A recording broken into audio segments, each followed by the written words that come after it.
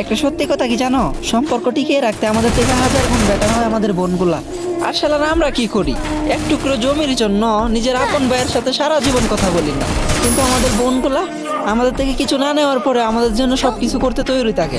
আমরা যখন কোনো মেয়ের বিয়ে করতে চাই না, তখন তার চরিত্র দেখি, তার সৌন্দর্য দেখি, কিন্তু আমাদের আশেপাশে এমন হাজারো বোন আছে যারা নিজের মা বাবার সম্মান রক্ষা করার জন্য আর সম্পর্কটা টিকিয়ে রাখার জন্য এমন এক অপরিচিত ছেলেদের বিয়ে করতে রাজি হয় যাকে অপছন্দ, তার চরিত্রের বিষয়ে কোনো রকম আইডিয়া নাই।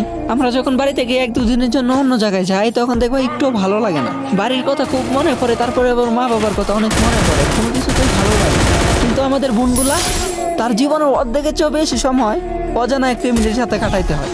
আর এখন আমরা বোনেদের জন্য যত যাই কিছুই করি না কেন, সত্যি তো এটাই, আমাদের বোনগুলা যে কোরবানিটা দেয়, আমরা বাইরে এটার মূল্য কখনো দিতে পারবো না। এই জন্য আমি আমার বোনদেরকে এটাই বলতে চাই, আমি যতই তোদের সাথে লড়াই ঝগড়া করি না কেন, তার মানে এটা না যে আমি তোদেরকে ঘৃণা করি, তুই আমার জন্য আমার মায়ের সমান। আর এতটুকুই বলতে চাই, তোরা যেখানেই থাকস না কেন, যেভাবেই থাকস না কেন, আমার বাড়ির তোরা যা, মরার আগ পর্যন্ত সবসময় তোদের জন্য খোলা।